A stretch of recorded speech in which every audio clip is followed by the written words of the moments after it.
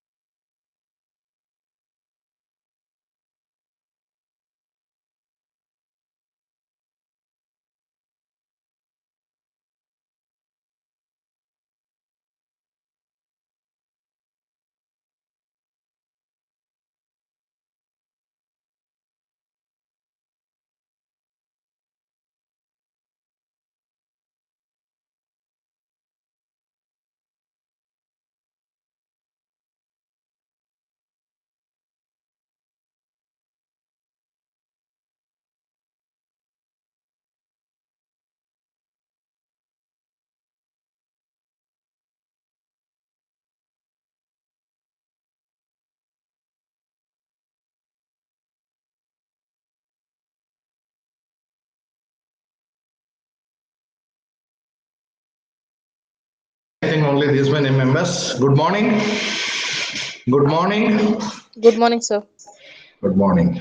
Yeah, you're back here with an IoT class today. As I told you that in Hejureka, there are a lot of education tutorials, especially for an IoT projects and all. So as I told you that today I have surfed in a Hejureka and in internet and all. How to connect to the Azure cloud. So you know that the Azure cloud is from the Microsoft. So they have given. We know that we can connect to the ThinkSpeak and how to connect to the ThinkSpeak and all you know. And in a last class we have gone with. How to connect to the Google Sheets. So that we have seen. So now in this particular class, we will go with how to connect to the Azure cloud and how the administration of that particular Azure cloud you can do and how the things means devices will be connected and how the analytics you can do in that particular thing. Just will have a look. I think when I saw that particular video, it made me. It's a very good video. That not only we should depend on one particular cloud, taking the features into the consideration and all. So why can't we explore that what are other things will be there, which other clouds will be there. So that's a one thing. So today we'll go with the Azure, and the next class we'll go with the Firebase, how you can connect to the Firebase, especially. So we'll learn that, and from Firebase how you can connect again to your app and all. Here from Azure, how you are going to connect to app, everything is there. Let's have a look on that particular video. Later on, we'll discuss either how flexible it is comparative with the ThinkSpeak and Firebase, and then how Azure is there. So we'll do that. Now I'll share that particular tab. Just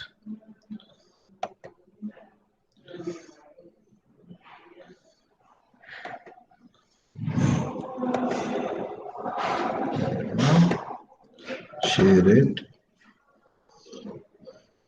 Yeah, it has been shared. Now I'll go to my video. Right.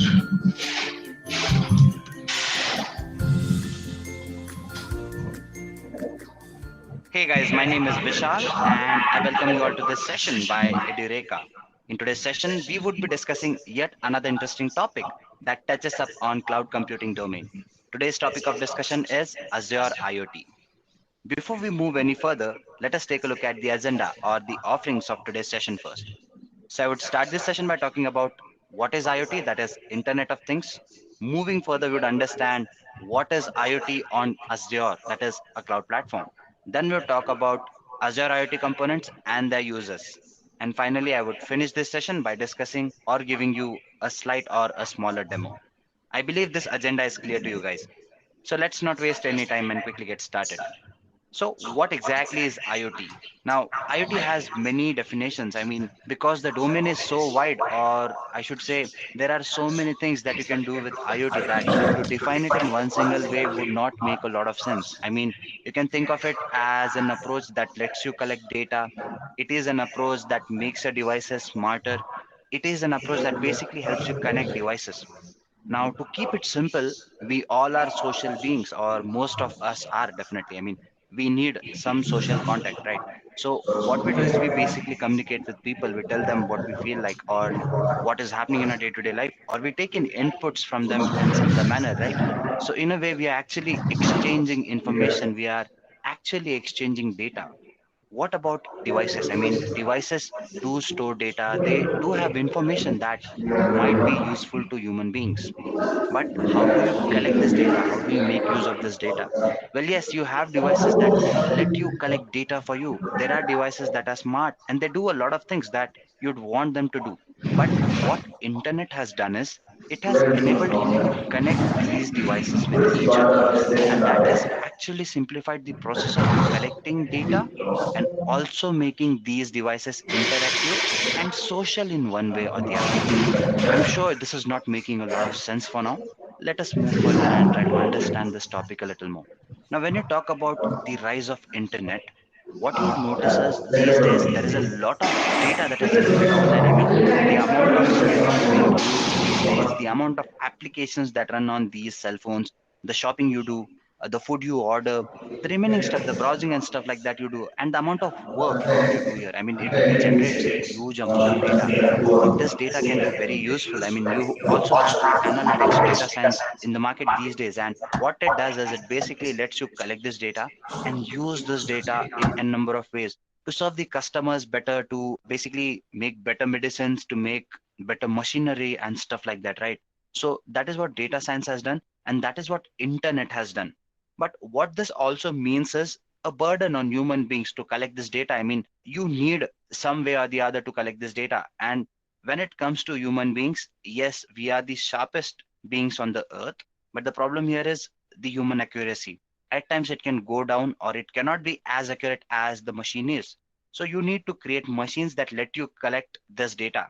So what internet has done here is if this data is huge and the amount of data that is being generated is huge because of internet, it has also given you a solution. The solution is Internet of Things. What it does is it lets you connect different devices together. And by doing that, these devices are smart enough and they can collect this data for you so that your only job is to go through this data or use this data. And that is why these devices are becoming more smarter day by day. Now, to give you a very simple example, if I go home and basically what I do is I remove my wallet, I remove my bike or car key, and I keep it on the desk that is close to my door, or I rather hang it on the hanger that is there. So what mostly happens is when I leave my home, there are chances that I forget my key, I forget my wallet, right? What if there were smart devices that would tell me that I have forgotten my key once I leave the door? Wouldn't that be nice? So that can be done. I mean, you have sensors these days. You can have sensors on these devices, on the keys, on the wallets that you work on, or on the wallet that you have. So basically, what these devices would do is they would basically sense the fact that you have moved out of the house. And once you cross a particular range, probably what it would do is they would throw in an alarm with some device that you have with you. So now this seems little impractical, but or seems little complicated to do. But the simple achievement out of this is you get notified no sooner you miss out certain things at home. And this application can be used on the longer run to solve different kinds of problems. Now, this is one of the applications of IoT. Internet can be used here, different sensors can be used here, different devices can be used to connect with each other. Now, this was about hardware devices. Basically, you can connect applications with each other which reside on particular hardware. So this is one very basic application. There are a lot of things that you can do with IoT. So as you can see in the image, what IoT is doing is it is basically helping you connect different applications, different businesses, different services together. And the fact that all these things are connecting with each other, there is live data with you, and that would help you solve a lot of problems. I mean, you can do better weather predictions with IoT. You can do better traffic predictions with IoT. You can better figure out as in what kind of data a person is using. You can figure out what kind of exercise routines a person follows. So all these things can be dealt with IoT. You can prepare better medicines. You can gauge how basically medicines are administered and what kind of effect are they having on that particular individual. So IoT is a great boon for humankind if used wisely. So that is what IoT is. I believe by now you've understood what IoT is. Let us move further and try to understand the other topics that we mentioned in the agenda. So guys, next on this list is IoT on Azure. I mean, why should you use IoT or Internet of Things on a platform like Microsoft Azure? First, let us try to understand Azure in a bit.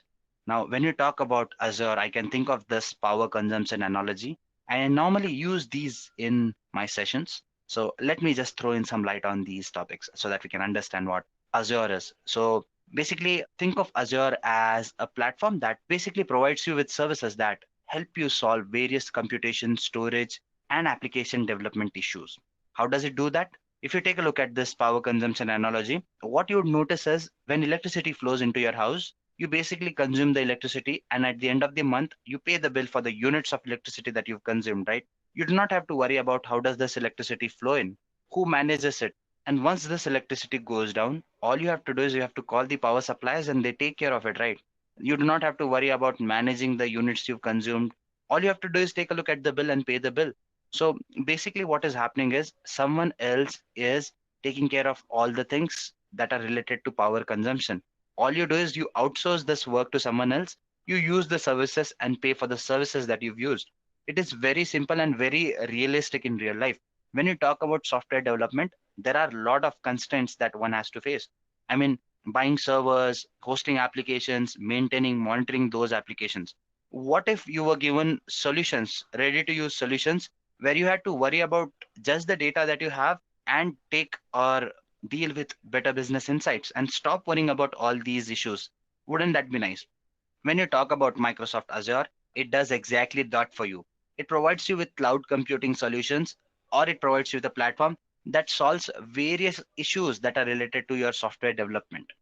So it is similar to the power consumption. I believe it is making some sense. In this case, your Azure is basically your electricity provider in terms of software services, right? So that is what Microsoft Azure is. It is a cloud platform that provides you with various services that concern computing and software development. And you can actually go ahead and rent these services and use them for a particular time duration when you want to use them. And you can get rid or release those services once you're done using them. So this is what Azure is. And why should you use IoT on Azure?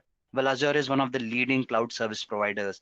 And that is why when you talk about Azure, what it does is it basically provides you with various integrations, various services that would help you implement IoT services on top of it and with ease. To give you a simple example, now this is an image I directly picked up from Microsoft Azure's website, if I'm not wrong. I would be giving credit to them. Do not worry about that.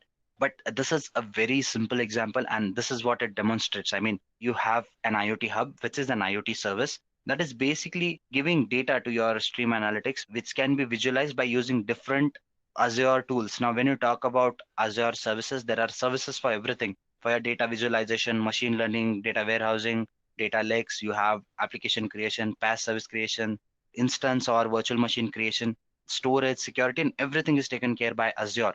So basically, if you have applications that run on Microsoft Azure, you can actually go ahead and apply Internet of Things to it to make them more smarter. And if you do not have applications on Azure, you can actually go ahead and create those using Microsoft Azure, and you can again use IoT on top of it.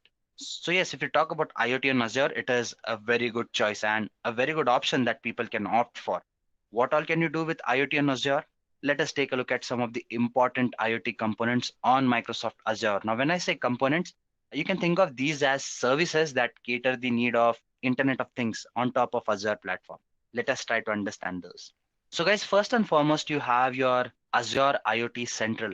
Now, when you talk about Microsoft Azure, as I've already mentioned, it is a cloud platform. So if you've learned cloud platform to some extent, you have three services. You have infrastructure as a service, platform as a service, and software as a service. Now, as you progress with these services, IaaS is basically a service that provides you with basic infrastructure on top of which you can choose everything that you want to do.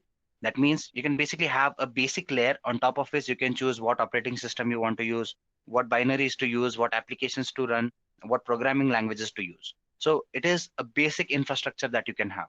When you talk about PaaS, it is basically platform as a service where a platform is given to use, where you have ready to use templatized applications. And when you talk about SaaS, it is software as a service where a complete software is given to you on rent, which you can use. Say, for example, Gmail. I mean, you do not have to sit and code Gmail, right? It is a ready to use application. You do not worry about it. I mean, its security, its management, its maintenance, everything is taken care by someone else. So cloud provides you with these kind of services.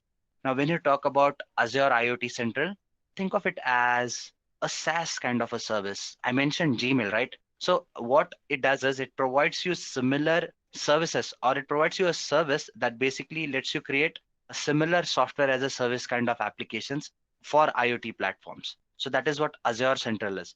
When you talk about Azure IoT accelerators, it is more of a PaaS kind of a service that lets you create templatized applications or templatized IoT applications, which you can use to create ready to use IoT services.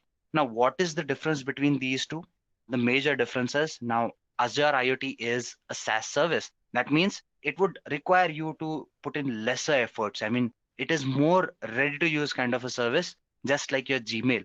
So it is easy to create, but the disadvantage of this service is it does not give you a lot of customizations. I mean, you cannot go to Gmail and decide to hard code it again, right? You can't.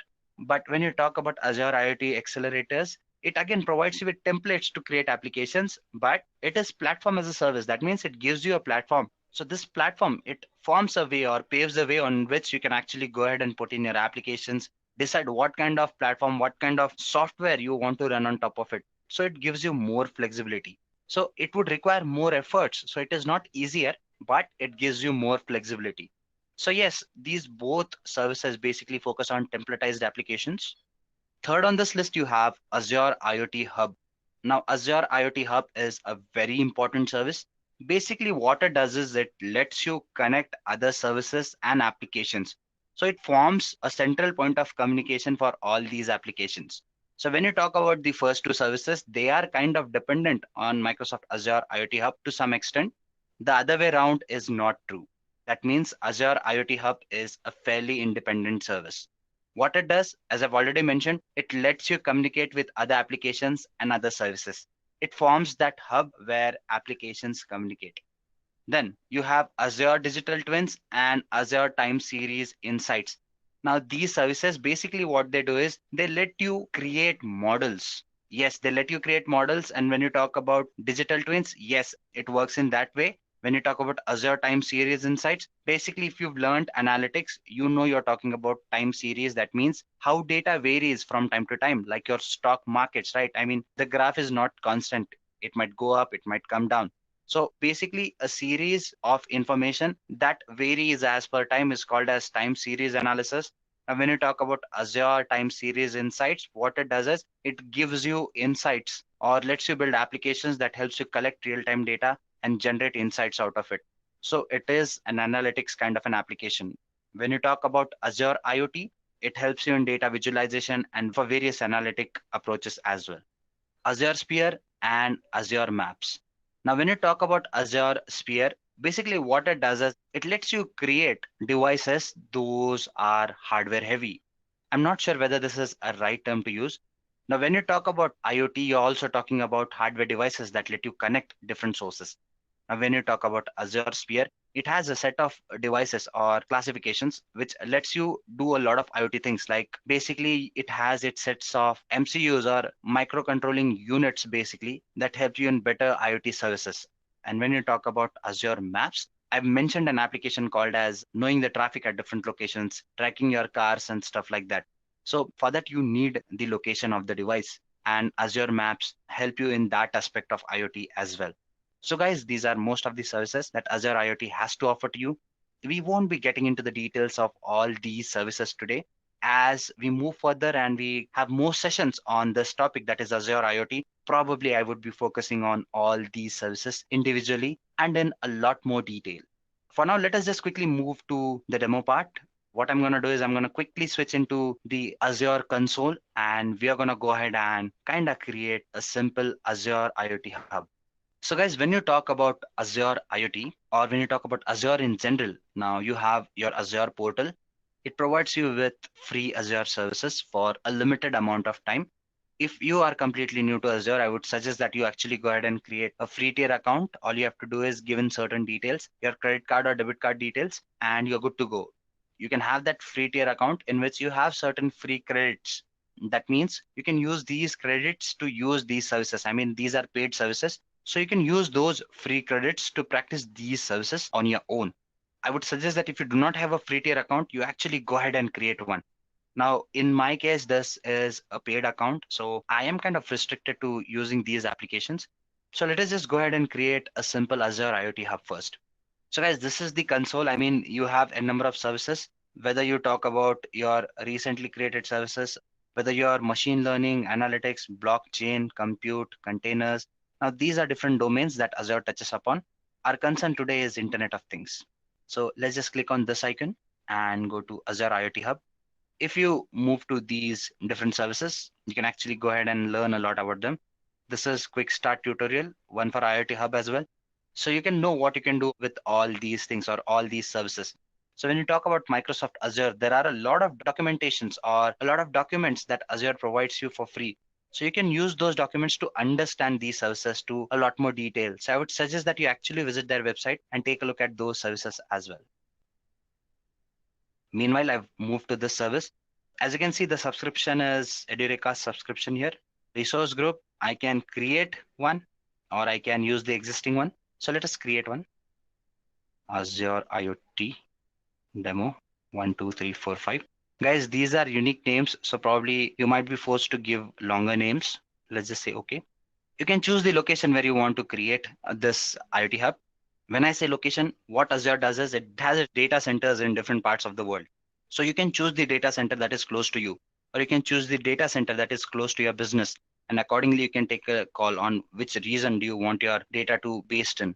Based on that, you can choose a region. There are certain services for which all regions are not available. So you would want to visit those particular services and decide accordingly. In this case, I'm going to stick to West US. I mean, it's a simple application, so I do not want to put in too much effort or time into it. Let's just name our application as in my first IoT hub. It's not available is what it says. Let's say 134422221. Yep, now it is available. So you can just review it first, right? You can go to previous. Actually, you can take a look at the size and the details you want to enter. Pricing tier, it is S1 for me, that is standard one. I won't be getting into the details of pricing. Let's ignore that for now. Cost per month for this device is 1,652 INR, that is Indian rupees, and it supports 400 messages basically. Number of units for the hub, for now, let it be one. You can change it accordingly, and you can actually go ahead and decide what tier you want to use again. So let's just move to free tier for now so that we don't get charged a lot. And let us just move ahead and say review and create. So this is the information. This is the subscription. Mine is pay as you go. This is the name, region, and the name. I just go ahead and say create. So guys, creation at times might take a while, not long, but a minute or two. So there you go. The deployment is in progress already. It is giving you all the information that you need. And once it is done, you can avail information on other things as well. Also, guys, if you are new to Edureka or to our YouTube videos, I would suggest that we do a lot of stuff. I mean, we have our live sessions mostly on Tuesdays, Wednesdays, Thursdays. We have our podcast sessions as well. You can actually go ahead and visit our podcast channel where one of our associates, he works on great sessions. Then you have live sessions, which I've already mentioned. And there are quite a few other channels like DZone, Medium, channels on IGTV and other places as well. So our presence on social media is huge. You can stay connected to all these media to learn about new technologies. I mean, we upload content on all these platforms every day, and especially we started with YouTube. So if you are looking for such content on YouTube, like on regular basis, you can actually go ahead and subscribe to our YouTube channel so that you can avail these videos like every day. And also make sure that you click on the bell icon so that you get notified to these videos on regular basis, because there are a lot of resources that I believe would help you in a lot of ways. I would be dropping in the links for the other channels that I mentioned in the description so that you can actually go ahead and probably sign into those channels as well, like Telegram, DZone, IGTV, Medium, etc. As far as this application goes, the process is still underway. Let us just quickly refresh it and see whether the application is created, whether it's up and ready. No, it's still underway. So there you go, guys. The resource is created. You can click on this icon. You can see the information is here. That is, you can have your operation details by clicking on this thing, and you can get the details about it. You can copy the details as well. You can go to the resource as well, which is here. And based on this information, you can actually go ahead and decide what kind of access do you want this device to have. Pricing and scaling, all these things can be taken care of. Other information that you need a way to provision millions of devices. Go ahead and see how these things work. So guys, this is how you actually go ahead and create a basic IoT hub. In the following sessions that follow this session, probably we'll be creating a lot more content related to these topics. And I believe these topics would help you a lot more. As far as this session goes, guys, I probably believe this is the end of it. Before that, I would suggest that you actually go ahead and delete the resources that you have. You'd have to enter the name of the app that you've created. So let me just go ahead and do that. Hub 123. I've given it a fairly long name, so there you go. Guys, the reason I'm asking you to delete these services is, now this was under the free tier, but probably there are services that would cost you a lot more. And say, for example, if you launch a server and keep it running, so probably you'd be paying a lot of money, and I don't want that to happen. So I would suggest that you always follow this practice where you delete the resources that you've created. And once you do that, it is certain that you won't be charged. Now you can see that if you go to this deployment, the resource won't be found because I've deleted it already. So that's it, guys. As far as this session goes, I would be resting it here and here. Thank you. Bye-bye. I hope you have enjoyed listening to this video. Please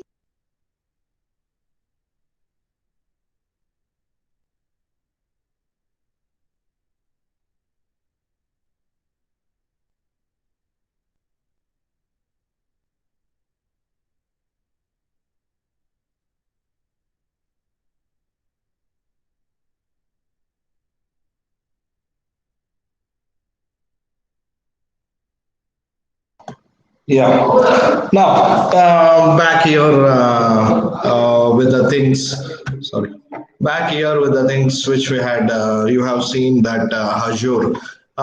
Just how you can have to do this, just you can download the Azure cloud, whatever is there, and I did like that. Just if you go like that IoT hub, you can create and you can create even a resources for it. They have told very means like Salpa, they have told in a narrow way. But when you debug on this particular thing, lot of things is there to learn and all. Just what a video has shown is a key that for you that just yeah another cloud is also there. So and which will give you a full platform. For students, it's there as an free with some limitations in academicians. It is there with the limitations in the services. Almost all comparatively Azure, what I felt is making connecting a components, resources, maintaining that. It's not so easy that we should learn more. But Firebase, it's not like that easily we can connect to the Firebase and we can make the things. I felt it's my opinion. Maybe you may, in your opinion, when you see both the things that you may change. Why? Because Firebase is from a Google that somewhat of flexibility is there in a Firebase. I felt like that whenever we do a projects and a lot of projects has been implemented on that particular uh, Firebase. So now we'll have a look on this Firebase also. Continuing with another class maybe. We'll have a look on at this Firebase also. Just 1 minute. Yeah, it's ready for the demo. We'll go with, just I'll share that particular tab again.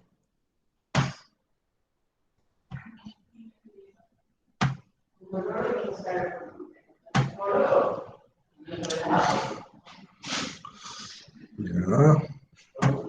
My name is Zoltan Arto. I'm a product manager of Google Cloud IP4. Let me also introduce Preston Holmes, Head of IoT Solutions for Google also. He's going to be on stage with us shortly. So today we are going to talk about a specific type of IoT applications. Applications, those involve, of course, IoT devices, mobile or web applications, and very importantly, also users. And you are going to see that users will be an important component in this presentation. And as part of this presentation, we will review sort of the theoretical background, the business context, and then we will show you a toolbox using Cloud IoT Core and some of the Firebase products, how you could implement these use cases. And we will finish with the demo. So both Preston and I have been working in around IoT projects or on IoT projects for almost 5 years now. And we have seen two main patterns emerging when it comes to IoT use cases. The first one is, I like to call them data ingestion intensive or data ingestion heavy use cases. In these use cases, there are many devices sending a lot of data upstream. So typically, the bandwidth requirement upstream is much higher than downstream. And usually, these are applications for monitoring or analytics. And I mentioned that users will be an important part of our talk. And in these use cases, usually there are less personas involved. On the other hand, the other type of application we usually see when working with customers, we like to call it complex application logic use cases. So in these use cases or applications, the data model is usually more complex. There is a similar need in terms of bandwidth requirement upstream and downstream, and that's because these applications are not only about receiving data from devices, but also controlling them. So most of the time, this complex business logic is used to determine some sort of change that is required to be performed on the devices and then send back these commands or configurations to the devices. And what makes implementation of these use cases challenging is the multiple personas sort of in the mix or having to interact with these deployments.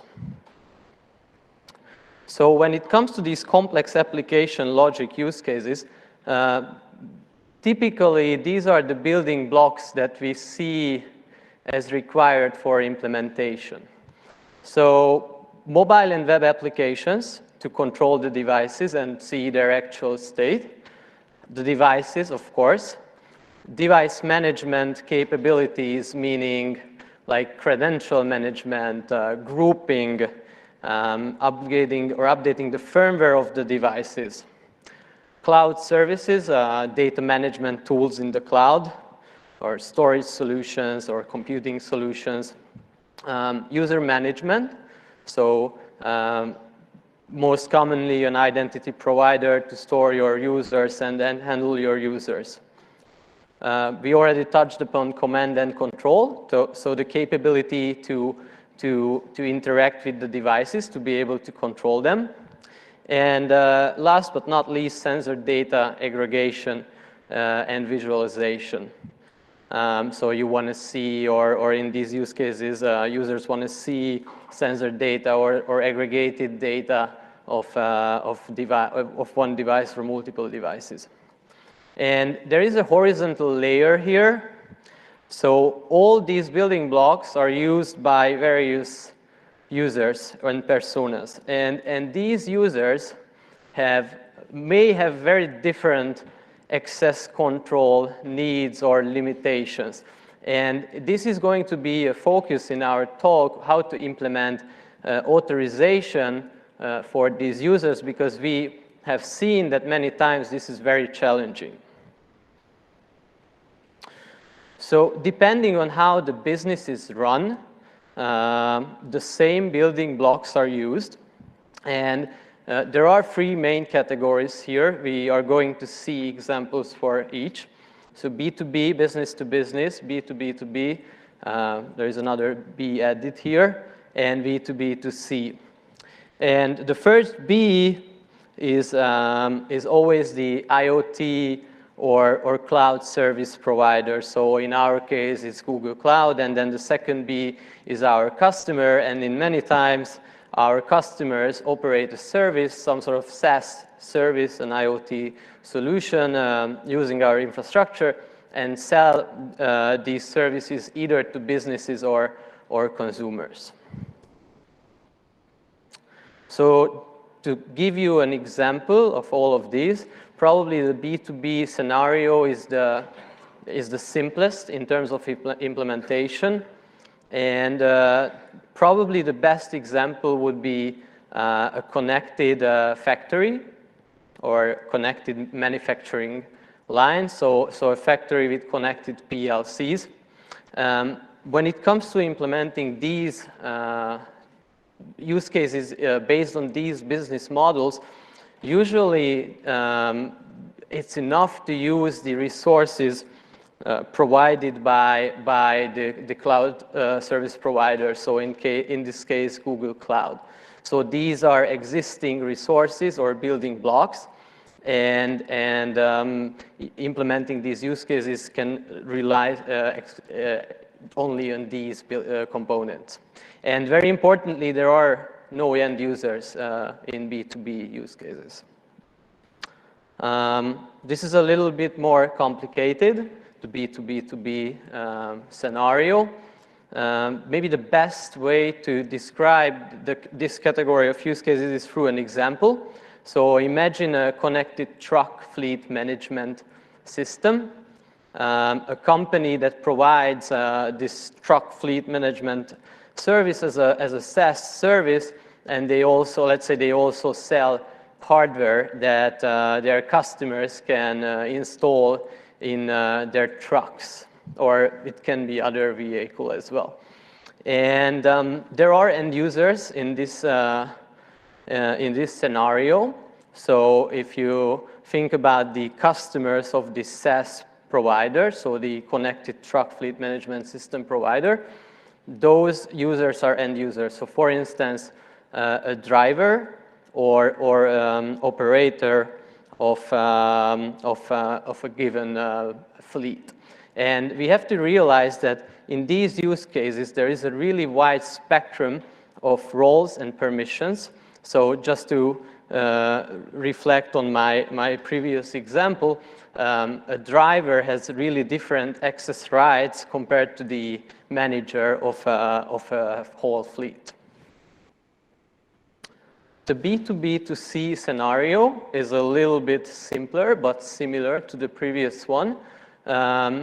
Probably this is the most familiar to all of you. A good example would be a smart lighting solution. Really the only difference here is that the end users are consumers. And in these use cases, there are multiple personas and roles and permission requirements, but typically less than in case of B2B2B. I wanted to show you a real-world example, and it's very relevant here in San Francisco. So you might have seen these scooters out on the streets.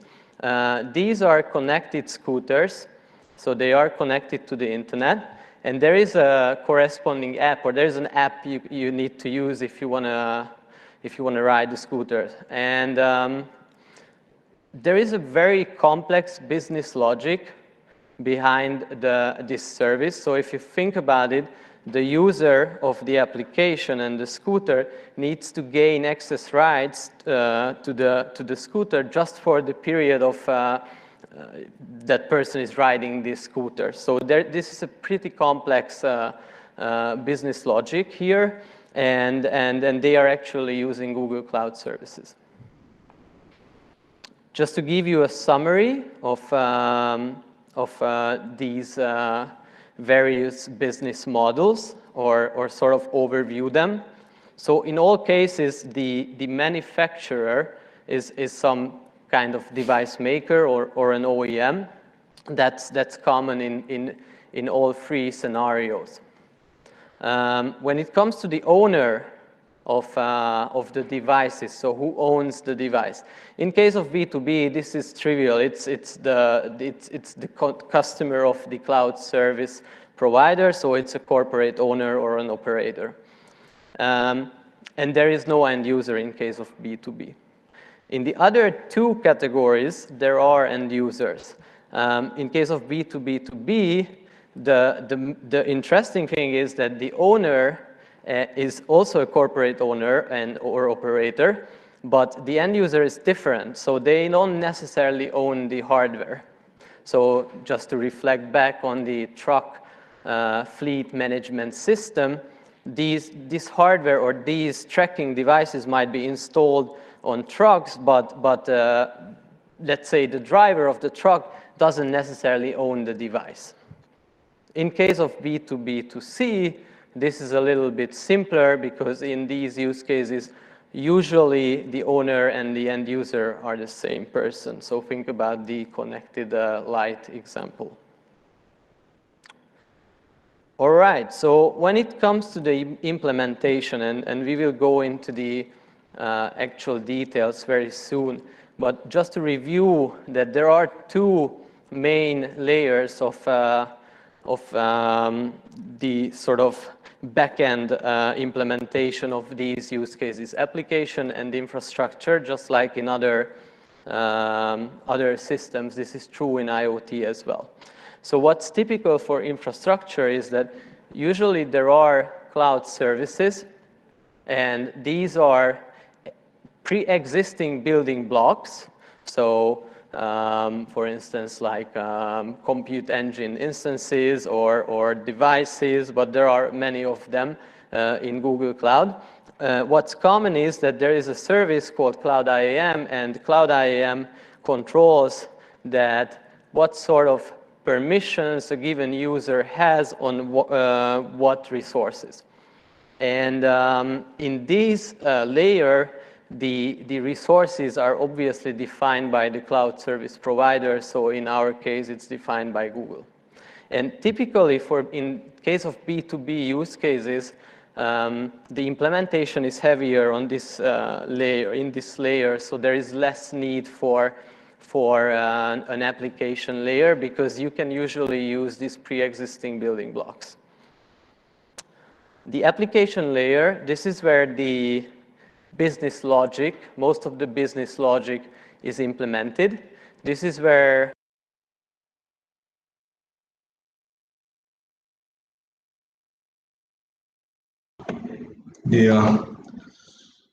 Yeah, back here. So its slot is there, still half an hour video is there on that particular Firebase. So Firebase will start in another 10 minutes after telling an application things and all. So it's directly from a Google Cloud. This demo is there giving, and they will give full in depth of how the Firebase will work and how the connectivity, how you can connect to the app from there and all. So I think it's another next class we can continue with that particular thing. Now I'll take attendance. Just I'll call a numbers. You keep on answering.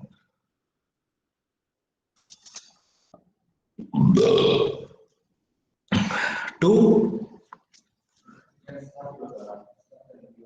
3, 3, 4. Yes, sir. 5, 6,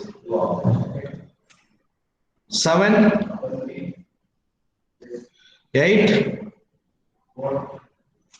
9, 10, Yes, sir. 11, Present, sir.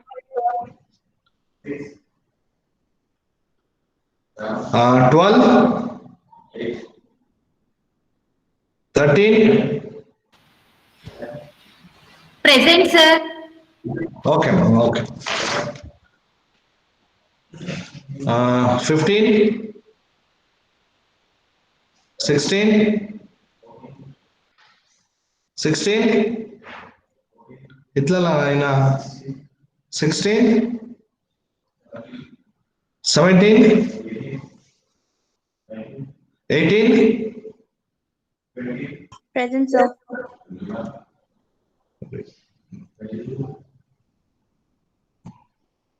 19, 20, Present, sir. 22, 22, 24, 25, Present, sir.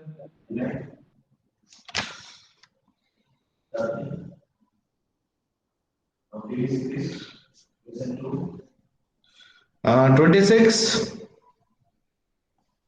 27, 29,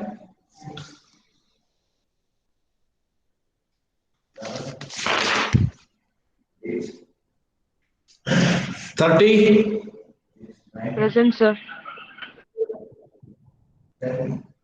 31, 33, 34, Present, sir. 50, 51, 52, Present, sir. 53, 53,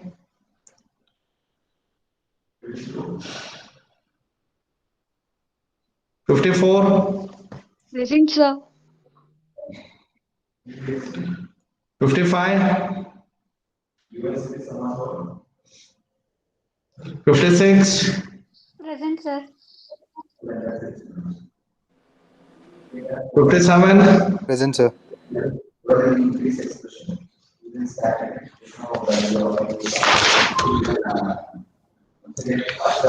58, Present, sir. 59, Present, sir. 60, 60, 61, Present, sir. 62, Present, sir. 63,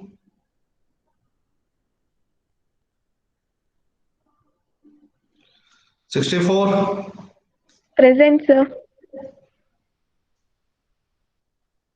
65, 66,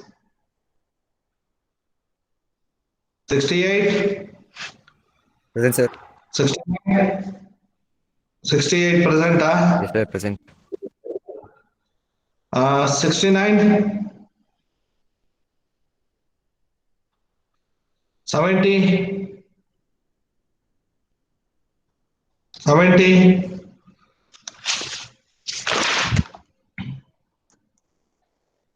71, Present, sir.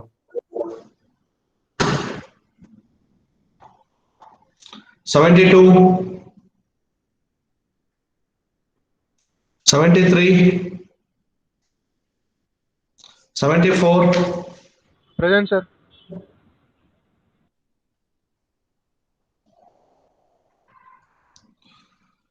76, Present, sir. 77, 77,